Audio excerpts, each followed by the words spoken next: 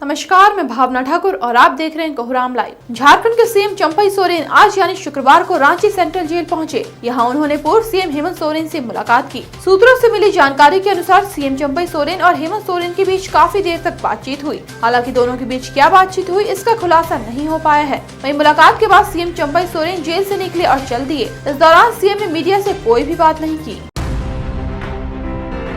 झारखंड के chief election officer के रवि कुमार ने कहा कि दुमका, राजमहल और गोड्डा के हर बूथ की मॉनिटरिंग कंट्रोल रूम से वेब कास्टिंग के जरिए की जाएगी। प्रत्येक बूथ के भीतर और बाहर एक कैमरे लगाए गए हैं। पर्यवेक्षक भी पूरी स्थिति पर नजर बनाए हुए हैं। उन्होंने बताया कि मतदान केंद्रों पर मतदान कर्मी पहुंच गए हैं। सभी मतदान कर्मी मतदान के बाद उसी दिन वापस लौटेंगे। बारिश की आशंका के बीच मतदान प्रतिशत बढ़ाने को लेकर हर संभव व्यवस्था की गई है। के रवि कुमार ने धुरवा के निर्वाचन सदन में उक्त जानकारी मीडिया के साथ साझा की। रवि कुमार ने बताया कि मतदान के दिन दूरस्थ इलाके के मतदाताओं को वाहन से मतदान केंद्र तक लाने और ले जाने की व्यवस्था की गई है। वरिष्ठ और दिव्यांग मतदाताओं को भी बूथ तक लाने की व्यवस्था की गई है। निष्पक्ष और भयमुक्त मतदान के मद्देनजर हर बूथ पर सुरक्षा बलों की तैनाती की गई है। चुनाव वाले क्षेत्र से जुड़े बिहार और पश्चिम बंगाल की सीमा सील कर दी गई है। बाइक सवार क्विक रिस्पांस टीम की भी तैनाती की गई है। उन्होंने अपील करते हुए कहा कि इस बार दिन भर मतदान है। समय निकालकर परिवार और पड़ोसी संग वोट जरूर डालें। दुमका, राजमहल और गोड्डा संसदीय निर्वाचन क्षेत्रों में शनिवार को मतदान है। राजमहल में 14 जबकि गोड्डा और दुमका में 19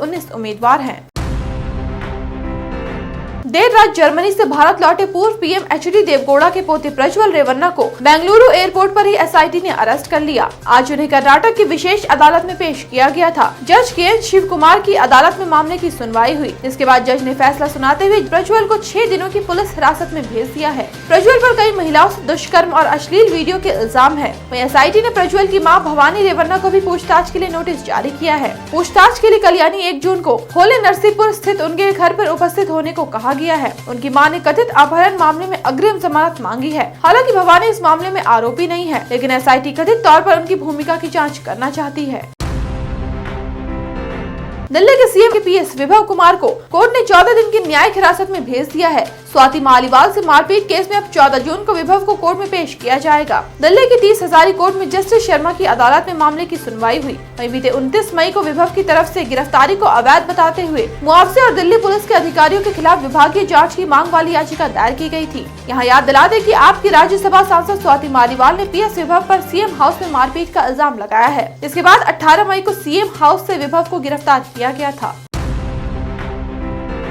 देश के अधिकतर हिस्सों में गर्मी अपना कहर बरपा रही है। तपती गर्मी से कहीं आग लग रही है, कहीं शॉर्ट सर्किट तो कहीं विस्फोट। शुक्रवार को भी एक एसी ब्लास्ट होने से एक ऑफिस में तहलका मच गया। एसी ब्लास्ट की वजह से बिल्डिंग में भीषण आग लग गई। कर्मचारियों में अफरा तफरी मच गई। खबर पाकर मौके पर पहुंची फायर ब्रिगेड ने समय रहते आग पर काबू पा लिया, जिससे कोई बड़ा हादसा होते होते रह गया। यह एसी ब्लास्ट नोएडा के सेक्टर 63 स्थित एक ऑफिस में हुआ। खबर लिखे जाने तक किसी के हताहत होने की सूचना नहीं थी। कल भी नोएडा के सेक्टर 100 स्थित लोर्ड्स बुलेवार्ड सोसाइटी में एसी ब्लास्ट हुआ था। वहीं बीते 25 मई को सेक्टर 30 के चाइल्ड पीजीआई अस्पताल के आवासीय परिसर के 8वीं मंजिल पर फ्लैट में एसी फटा था। बिहार की राजधानी पटना के बोरिंग रोड चौराहे से एएन कॉलेज की ओर गाड़ियां नहीं चलेंगी। यह रोक कल यानी शनिवार को शाम 4 बजे से लागू होगी। बता दें कि पटना की पाटलिपुत्र और पटना साहिब संसदीय क्षेत्र में 1 जून को वोटिंग है। मतदान खत्म होने के बाद ईवीएम और वीवीपैट को बोरिंग रोड स्थित एएन कॉलेज में रखा जाएगा। इस चलते उधर गाड़ियों की आवाजाही पर रोक लगाई गई है। जानकारी के अनुसार बोरिंग रोड चौराहा और पाटलिपुत्र के पास बैरिकेडिंग की जाएगी। वहीं सुरक्षा को लेकर भारी संख्या में फोर्स और मजिस्ट्रेट को भी डिप्यूट किया जाएगा। जब तक सारे ईवीएम ठिकाने तक नहीं पहुंच जाते, तब तक गाड़ियों के परिचालन पर रोक रहेगी।